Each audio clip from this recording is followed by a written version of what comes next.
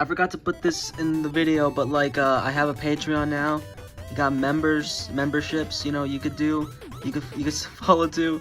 And I'll put like some exclusive Patreon content on here soon. But yeah, please do this because I would you know, I really appreciate it. Anyway, yeah, I hope you enjoyed the video. So yeah, yeah. In the world of television, crossovers are nothing new. You see this in like live action shows. Live action shows tend to cross over quite a bit. And you also see it in animation. A lot of cartoons cross over with each other. However, what about the two combined? I'm talking a live action show crossovering with an animated show. I was reminded of this when I watched the Star Trek Strange New Worlds episode, Those Old Scientists, which crossed over with the animated series Star Trek Lower Decks, which I got really into this year. I think it's a great show. Definitely one I want to discuss in the future. But after I saw that episode, it reminded me of another time this happened, that being Scooby-Natural with Scooby-Doo and Supernatural, and then that reminded me of like a few other times. And so I decided, you know what, I think this could be a fun topic. So for this video, I'm going to talk about 6 times animated shows and live action shows crossed over with each other because I don't know, I think it's a neat topic and I haven't seen anyone else discuss it, so I'll be the first hopefully. But yeah, let's go ahead and get started because I need to finish this quickly. I leave for Thanksgiving break in a few hours and I have been procrastinating a lot on this video.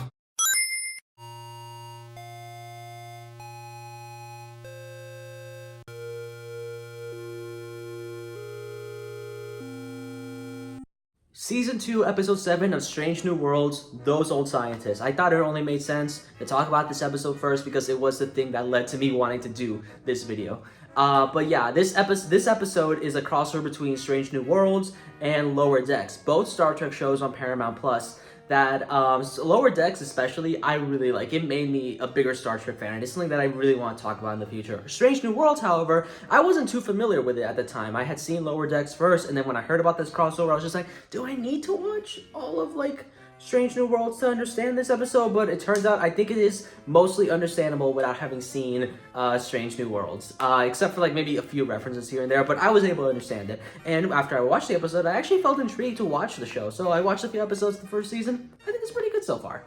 But what I like about this episode is the way it introduces the animated stuff, where, okay, so how are you gonna do that? Lower Decks is a cartoon, Strange New Worlds is a live action show, so who's going into what? Well, it turns out because Strange New Worlds takes place in the past, Lower Decks takes place in the future, the characters from Lower Decks, specifically Boimler and Mariner, go back in time to the setting of Strange New Worlds, and we see them in live action. And not just that, they're performed by their voice actors too. Jack Quaid plays Boimler, and Tawny Newsome plays Mariner, which was really cool, honestly. I think they definitely looked the part, and it's super amazing that, like, you know, they kept the voice actors who voiced them in the show are playing them in live action, so it feels like these are the characters in live action. And you know, and I like seeing the uniforms from the show in live action as well. It's just really cool, and I think this was a good approach to it. Those two are the only characters from Lower Decks to appear in Strange New Worlds.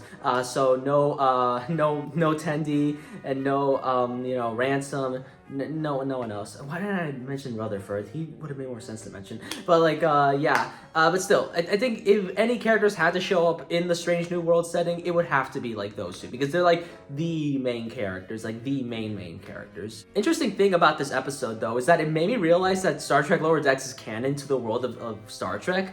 I know it takes place in it, but I didn't actually know if it was canon or not, because it was a lot more goofier than like the stuff that I had seen prior, which was mainly the movies. But no, apparently it is, and I think that's pretty awesome that a show like that is canon to the Star Trek universe. I think that's great.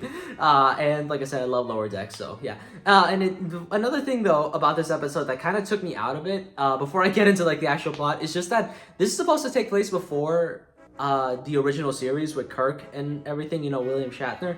And that show was filmed in the 60s. Strange New Worlds is filmed in like modern day, and it takes place before the original series, but like, I don't know, because the way everything looks and like it's like this, you know, like the technology for like filming and stuff is like more modern and everything. It just kind of, when I see this, it's kind of like, it kind of takes me out of it, and it's kind of hard for me to believe this takes place before the original series. It's like a Rogue One and A New Hope situation where I'm like, yeah, I know Rogue One takes place before A New Hope, but like, I don't know, it's kind of hard for me to really believe that. But like, you know, still, regardless.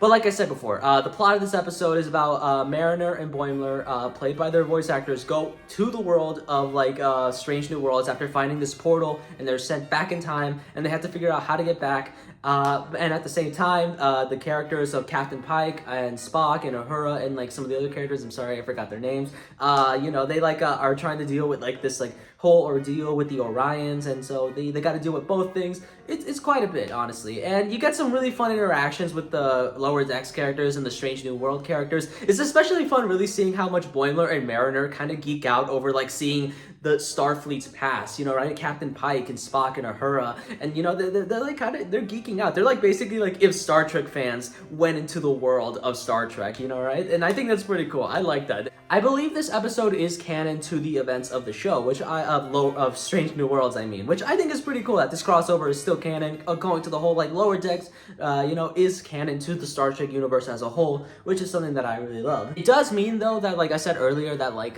some of the things that reference like things from like the series, I guess, like they reference like some like past events or like some character dynamics, and I'm like a little confused because like, oh, I don't fully know it since I hadn't seen a lot of Strange New Worlds at the time. But like I said, I do still think it's mostly understandable. It also did kind of mean that like I did not really get as engaged with the Strange New Worlds characters as I did the Lower Decks. That's mainly though because I had seen more Lower Decks than Strange New Worlds. And by seeing more, I mean like I saw all of Lower Decks at the time and none of Strange New Worlds. So, you know, yeah, there's that.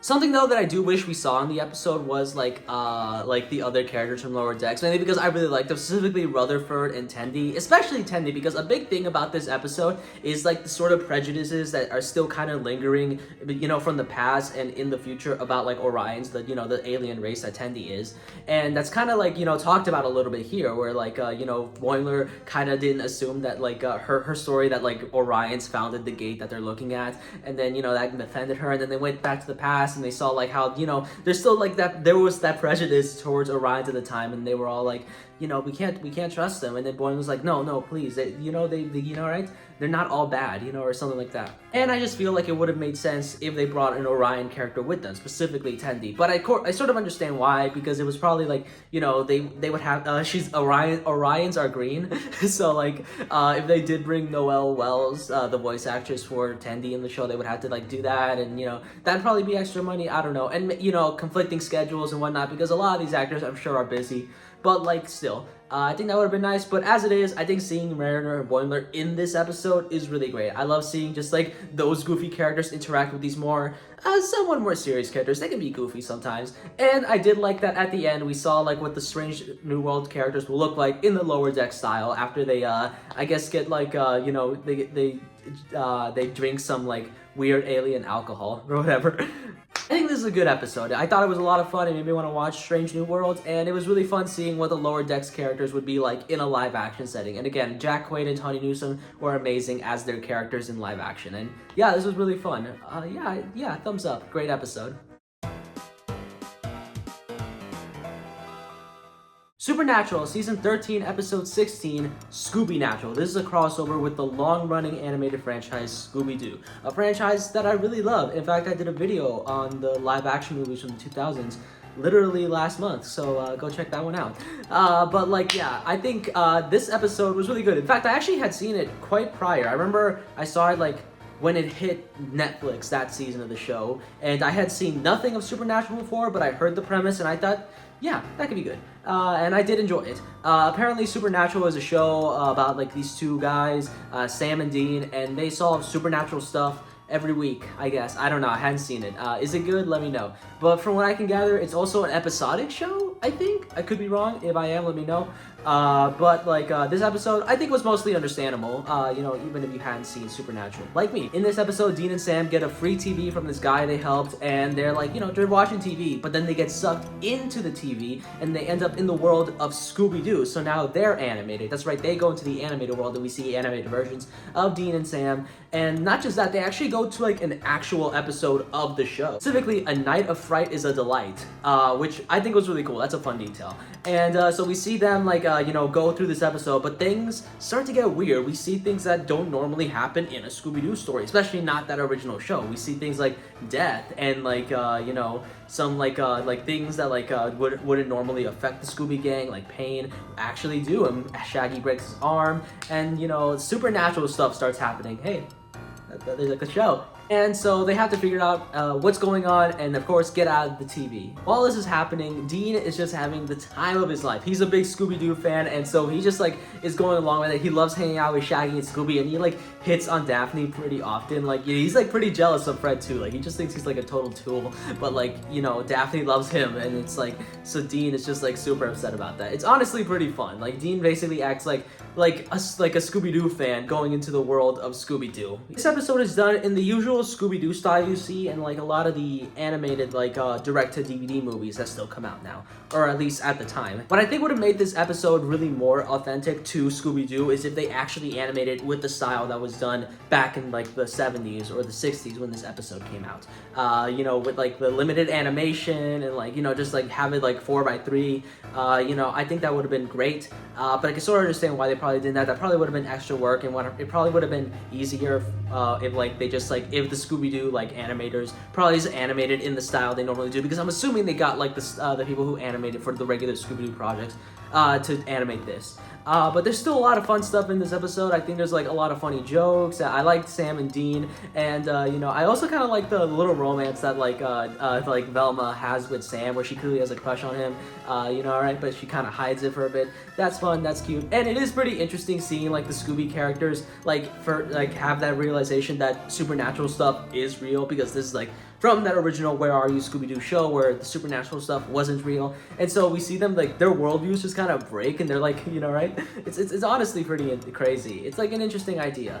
And then at the end, spoilers by the way, when Sam and Dean catch the monster, it turns out it's actually the ghost of a kid, and so they help him out. And then they reassure the Scooby Gang, saying, no, it wasn't real, it was all fake, there's no such thing as ghosts, and they're back to normal. And then they go back outside of the TV, and they stop that guy who gave them the TV, because I guess that he was at fault the whole time, I guess. I'm bad at describing plots, I should mention that. And yeah, there was another character who showed up sometime midway through the episode, I think I remember that. I don't remember his name, I just remember some other guy showed up. I guess it's a friend of theirs. I do think this was a good episode. I remember I liked it when I first watched it, and rewatching it for this video, yeah, I still liked it. It's fun. I don't know much about Supernatural, so that's kind of the thing that makes me go man, I don't love this episode. I didn't get fully engaged with that, but I still did like those two main characters, and I like all the Scooby-Doo stuff, and I thought it was fun. So, I love seeing Scooby-Doo. But yeah, this was a good episode.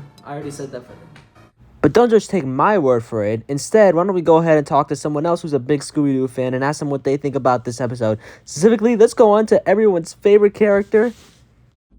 Hey, Al. What's going on? What are you doing here? Whoa, relax, Al. I just wanted to know if you have any opinions on Scooby-Natural, since I'm talking about it in the video. Why?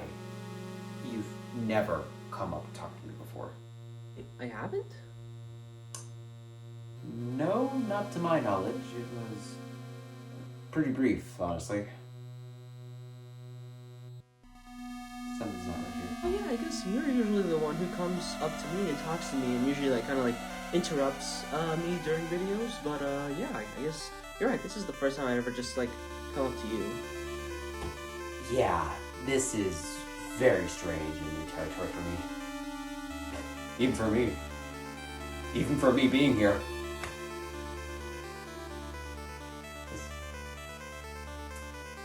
Yeah.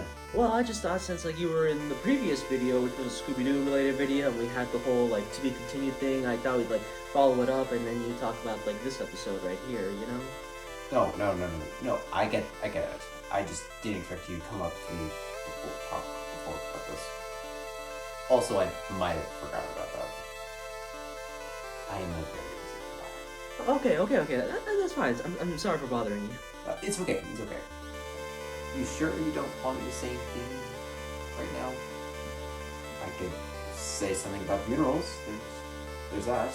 No, it's fine. Like, I don't want you to, like, go if you, like, and say your thoughts if you're not prepared, and, like, like, I'm really busy anyway, I gotta finish this before I leave for Thanksgiving break, so it's like, this actually works better for this works better for me, yeah. Okay. Oh, great. Bye. Yeah, bye. Whew. That was awkward.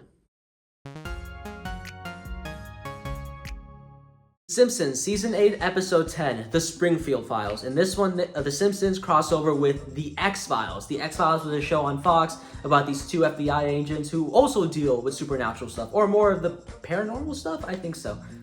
Yeah, they deal with aliens and stuff, I think. I don't know, I haven't seen the show, but it does sound interesting because I'm a big sci-fi guy, so, like, anything sci-fi sounds interesting to me. But, yeah, in this episode, The Simpsons crossover with The X-Files, but it's actually not that big of an aspect of the episode, or at least not like it is in the previous two episodes that I talked about, where the X-Files characters don't come in until, like, quite a bit into the episode. Like, it's like, I think maybe like the halfway point. I could be wrong. I probably am. I'm usually am. But essentially, this episode is about, like, Homer. He sees an alien in the woods and no one believes him. Everyone thinks he's like, he was drunk, or like, he's just lying, all that stuff. And so he tries to prove to everyone that he did see an alien, which, funny enough, they actually, I think earlier in this season, they actually did this plot line already in the Treehouse of Horror episode, which, that's kind of funny, I guess. But then two FBI agents, and I gotta look up their names, I forgot what they were.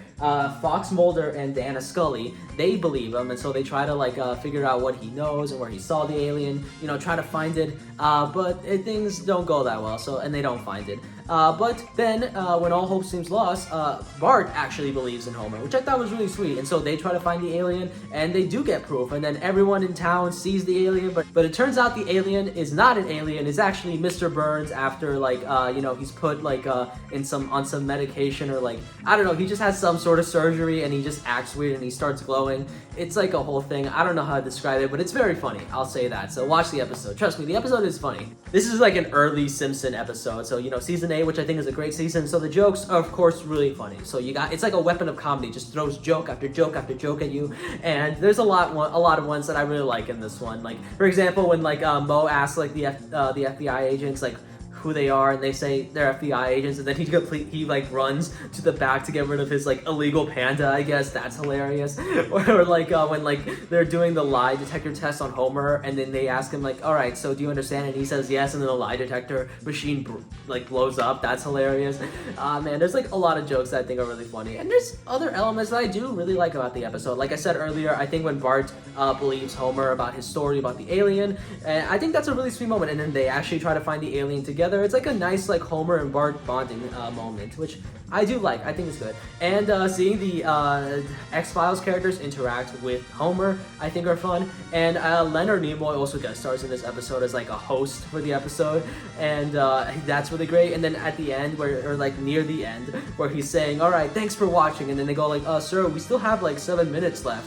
He just, like, leaves, and now his, like, intern or whatever has to, like, take over. I think that's fun. The main thing about this episode is that I definitely think it's a funny Simpsons episode. I laughed a lot. It's a good Simpsons episode. I just don't know what I would say about the crossover aspect itself, because it's not really there. If you had told me, like, if I didn't know what X-Files was before this, which I guess is technically true, I didn't really know what the show was about prior to this, and you had just told me these were two original Simpsons characters for this one episode, I would have believed you, honestly. Again, I still do like those interactions they have with Homer. I think it's fun. It's just, like, as a crossover, it's just not as, crossover-y as it is, like, in some other episodes I'm going to talk about in this video, including the two that I talked about before. But again, it is still a fun episode. It's very enjoyable. I mean, it's a classic Simpsons episode, so of course it's great. Community, Season 5, Episode 11. This is G.I. Jeff, a crossover between Community and G.I. Joe. When I first watched this episode a few years ago, I didn't really know much about G.I. Joe, but this year I actually became a G.I. Joe fan. I've been collecting some of the toys, and I even watched some of the cartoons, and did some videos on some of the live-action movies, which you should check out, by the way. Go do that after this. Community, it's a pretty, it's honestly gotten pretty popular over the last few years. It's a sitcom created by Dan Harmon about, like, these people at community community college. These kind of, you know, outsiders, and they become friends, they become a study group, and we see them go through various wacky adventures at this community college, Greendale Community College. And many episodes are actually like homages or parodies of previous things, like different movie genres, movie styles, or in the case of this, animation. Really G.I. Joe. We see Jeff and some of the other community characters in the world of G.I. Joe as Jeff is under this coma while he's at the hospital, and like he's dealing with this whole like getting older business, you know, right? We don't like that. And so he feels like he wants to stay in the world of G.I. Joe where things don't change, and it's like a childhood fantasy of his. And like some of the other characters have to convince him to try to wake up and get back to reality. This episode kind of reminds me a lot of another animated episode of Community called Abed's Uncontrollable Christmas. That episode was a parody or like an homage to stop motion Christmas specials. And it also dealt with something similar where Abed was kind of in this delusional state where he imagined everything was stop motion animation. And the other characters try to convince him to like, you know, come back to reality. And it's like him, you know, being in this delusional state is kind of like a coping mechanism for something that he's dealing with personally. This episode doesn't do it as well as Abed's Uncontrollable Christmas, but I'll get to that later. First, I want to talk about what I like about this episode. I like, you know, first of all, the style. It's very like G.I. Joe, 80s G.I. Joe, which I do like. It's fun seeing like all the various G.I. Joe characters as like either background characters or like you just see them in the foreground. And it's like fun as someone who's become a G.I. Joe fan this year. And I'm just kind of pointing like, oh, hey, look, there's Scarlet. Hey, look, there's Destro. Hey, look, there's Storm Shadow. There's like, you know, it's fun. I like it. And it's also pretty funny seeing like the characterizations of the community characters in the world of G.I. Joe, where they have like, you know, they're given like special like names as like, you know, they are characters in G.I. Joe. So like Britta is like Buzzsaw or like Buzzkill, and you know, Jeff Winger is Wingman, you know, stuff like that. I think that's fun. Abed's called Fourth Wall. You know, it's fun. I do like that. So I believe that for some of the G.I. Joe characters who get speaking lines in this, Duke is like voiced by the original voice actor from the 80s show. But I want to give a special shout out to Cobra Commander, not just because he's my favorite G.I. Joe character, but because in this episode he's performed by Rob Schrab. I'll write his name here. I don't know how to pronounce it. And he's like he's a usual collaborator with Dan Harmon. And in this, like the voice he does for Cobra Commander is so funny. It's like the usual kind of high pitched like evil Cobra Commander voice, not like that, but better, more funnier. And like just some of the lines that he delivers are so funny. Some get a good kick out of me. Some get like a good laugh out of me. It's like, yeah, I like his performance a lot. Definitely a highlight of the episode. Overall, I'd say a lot of the jokes in this episode do make me laugh. There's some jokes in here that I genuinely think are really funny, like the Duncan joke where he's like this character who's like a sort of like mix on like Tomax and Zaymot, where he has a twin, and anytime he gets hurt, his twin gets hurt, but the other characters do not care, so they just like hurt him, and then his twin from like another place, like working at a restaurant, just randomly goes like that's funny. I think that's funny. Or Chang you know, Chang being able to make multiple doubles of himself, and like we just see him all around. They go like, ha, you'll never figure out who's the real one, and then they go like, is it the one in the middle? Yeah, it's the one in the middle, and they just shoot him, and then like boom, he's hurt. That's funny. I like that. And I like the Dean as like Vice Commander, Cobra Commander Dean or something like that. I forgot the name, but he's just like he reminds me a lot of Doofenshmirtz in the Star Wars special, where he's like Darfenshmirtz, where he's just like an underneath under Darth Vader, and he still has like the costume. It's funny. I like that. I think the idea of the story I think is good, even if it is a little derivative of what they already did with Abed's Uncontrollable Christmas, where in this like Jeff is like dealing with like the concept of getting older. He's like turning like I think 40. He escapes into like this like childhood fantasy of his being in the world of G.I. Joe. He has to decide whether to stay or to like, you know, to stay in this like fake reality where like, you know, he could be in G.I. Joe, but it also could mean that the real Jeff Winger is like, you know, right, gonna be in danger, or he can go back to the real world and be with the, you know, right, with the people who care about him, but at the same time still deal with all of life's problems. I think that idea is interesting. The problem is I don't think the episode really takes full advantage of how interesting that idea is. The thing here that brings Jeff like back to his senses is not even like a nice heartfelt moment. It's more of like a joke where he realized that he can't drink alcohol or have sex with women in the world of G.I. Joe, which is like, I'll admit, a little funny, but it also kind of feels like, you know, like, I feel like you could have done something more emotional, it is still like, it's, like I said, kind of funny. This episode is definitely not as good as Abed's Uncontrollable Christmas, and I wouldn't call it like a top tier Community episode. I still think it's fun. Maybe it's because I become a new G.I. Joe fan, but I think this episode's pretty neat. So yeah, that's it. It's pretty good, I'd say.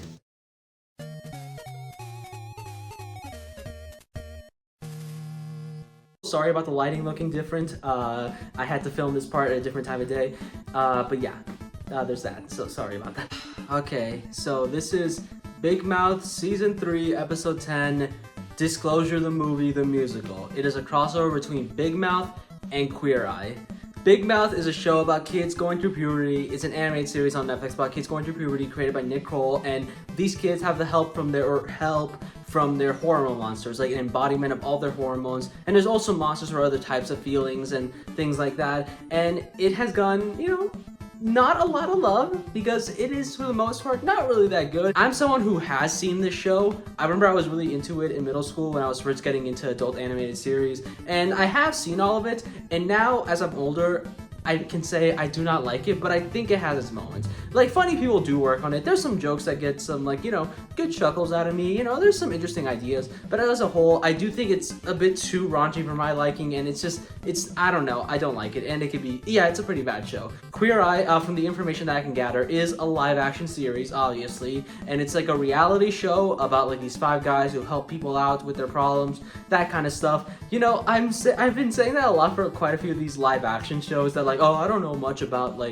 it. Maybe I could have used this video as, an excuse for me to, learn more about other types of shows that I would normally not watch. But, like I said, I have to leave in a few hours for Thanksgiving break. I do not have time for that. In this episode, the characters had to perform a musical based on Disclosure, the movie, starring Demi Moore and Michael Douglas. And apparently, from what I've heard, I haven't seen it myself, it's not a very good movie, and actually has a pretty bad representation on sexual harassment in the workplace. So there's that, and keep in mind it's going to come up later in this episode. So the kids perform that musical, and at the same time, Coach Steve is getting help from the Queer Eye gang to help him fix his life and make his home at the diaper barge look better and get his job back as the coach, because I guess he was fired at this point. I think I remember that. And there's also some other stuff that happens, the characters Nick and Missy get cast as the lead roles, and so they start developing feelings for each other. And also Jesse and some other characters protest the musical. And also, another thing, which I'll get to later. First, I want to talk about the crossover aspect as a whole. It's kind of a similar thing to the Simpsons episode, where it's not really a big aspect of the episode overall, but it is there. And I think the way they do it here is pretty fun. Since they're the characters from Queer Eye are a part of a reality show, they have that reality show still exist within the universe of Big Mouth, but they're helping out the in-universe character Coach Steve. And so we see that kind of format fitted to the characters of the show, and I think that's pretty fun. And there's some good jokes in there. That's probably the best part of this episode. Other stuff that I like about it, some of the jokes are a little bit funny. It got some, there's some good laughs in there. And I guess that's about it. Stuff I don't like, almost all of it. The rest of the stuff, I mean. There's other jokes that I do not like at all. The songs, something that I can say about Big Mouth that I genuinely do like is some of the songs. They have pretty good and catchy songs. Not in this episode, though. I don't really like any of them. And, oh my god, okay. So I'm going to try to keep this brief because I don't want to go too deep into it. But in the episode, there's also a subplot about one of the characters, Lola, getting weird treatment from the director, who is Mr. Lizer, a teacher at the school, and he sexually harasses her. This adult teacher sexually harasses this minor and asks her to do weird things for her. And the problem with this, with the way they handle this topic, is that it is sandwiched in between other plots that are oh, Coach Steve gets help from the Queer Eye guys to make his diaper barge look better, and Missy and Nick are starting to gain feelings for each other. And it's this is still technically important to the story. In fact, there's there is talks about sexual harassment and how it's treated in media and in real life a little bit throughout this video. No, not a little bit. It is more than a little bit, we'll say that, throughout this episode, I mean.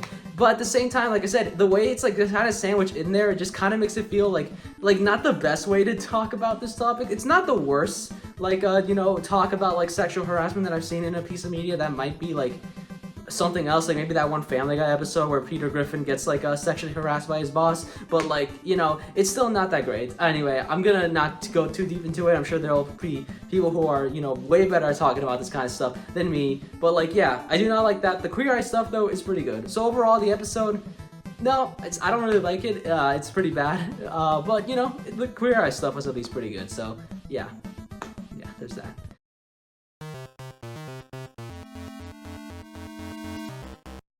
We got another bad episode. Okay, Ultimate Spider-Man Season 3, Episode 21, Halloween Night at the Museum. This is a crossover episode between Ultimate Spider-Man and Jessie, the Disney Channel sitcom Jessie. And, yeah, so these two cross over for some reason, and the way it's done, it's all animated, and because Spider-Man lives in New York, and the Jessie characters also live in New York, they just take place in the same universe. So that means, like, in this world, while all of this crazy, like, Marvel stuff was happening in New York, the Jessie characters were also just living their lives. So there's that. But yeah, it's also a Halloween episode. And in it, like, you know, the Spider-Man wants to check out this museum where they have, like, a King Arthur exhibit or whatever. And the Jessie characters are also there for some reason. But then they accidentally release... Hold on, wait, I gotta look at my notes.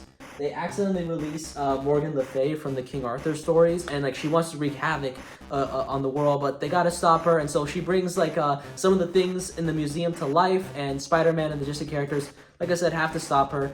And you know, it's an interesting idea for it. Like, again, this whole crossover itself is kind of like ridiculous, and like, okay, an action series on Disney XD about like about the Marvel characters, and a live action Disney Channel sitcom crossing over, I guess, sure. It's again kind of weird, but like in it, like, I don't know, that could be fun, and like oh my god, that is so strange. But I don't know, throughout this whole episode I just feel kind of bored. It doesn't really feel like as strange as like this concept sounds, if that makes any sense. Like this should be kind of like crazy. This should be crazy. You got Marvel characters and like King Arthur characters and Jessie characters, but like no, it's just kind of boring. Some things happen. The Spider-Man villain Jack-O-Lantern appears, which was kind of fun. At one point, their pet, the Jessie character's pet, Mr. Kipling, or is it Mrs. Kipling? I can't remember what it was at the time, because I did actually watch Jessie at the time, but like, you know, regardless, their pet turns giant, and so they gotta fix that. Something I'll give credit though is that the characters from Jessie actually do feel like they're written in character. Like all their dialogue sounds straight out of like their original Disney Channel sitcom. With that being said, the dialogue is not good. A lot of the jokes are not funny. I don't think I laughed a single time, and it doesn't really help that like the Ultimate Spider-Man humor in the episode as well is also not good. I talked about my feelings on Ultimate Spider-Man the show a little bit in like another video that, you know, about like the time they did the Spider-Verse story, which you should check out. This is like the third time I've like recommended you to watch something else. Like guys, like after this video is done, please go watch those other videos, okay? I work really hard on them. But like yeah, in that video I talked about how like I don't really love the show. I haven't seen all of it. The stuff that I have seen, I haven't really liked. I do not really like Drake Bell's performance as Spider-Man, and I don't really like its humor for the most part. It doesn't help that like the Disney Channel humor also has not really been doing it for me for like, you know, quite a while now. I remember I liked Jessie as a kid, but like now if I were to watch it again, I probably wouldn't. And so yeah, just like overall, this episode was just kind of like, it was kind of boring. Yeah, I'll just say that, it's boring. It's not really like all that interesting. For a concept as weird as this, I was kind of hoping it'd be more interesting to watch, but like it really isn't. Also, Mr. Bertram, the best character from Jessie, is not even in this episode, so it's not even worth watching. Halloween Night at the Museum is, yeah, it's kind of boring. Kind of a letdown, honestly. I can't believe I was disappointed by the Ultimate Spider-Man / Jessie crossover. Yeah, those last two episodes were not that great, but overall, I still had a lot of fun talking about these episodes. I think this was a really interesting concept, like seeing live action shows and animated shows cross over. It was really fun trying to like find which episodes did this, like so I could have enough to do this one video. And maybe there are some more out there. I couldn't find any more, but if you know any other times like live action shows and cartoons that cross over together, let me know in the comments, and maybe I'll like do a future video and talk about those. And honestly, I kind of hope we get more of these. I want more of these. Like, let's see like something like Bluey and Breaking Bad crossover. Yeah, the Bluey characters go into Breaking Bad, or the other way around. That could be fun. I kind of want to see more of that. I want to see just like how other shows would be able to do this. You know, a crossover between these two mediums. Anyway, I hope you enjoyed the video, and now I have to go actually pack all the things that I need before I leave for Thanksgiving break. I actually need to like be ready very soon.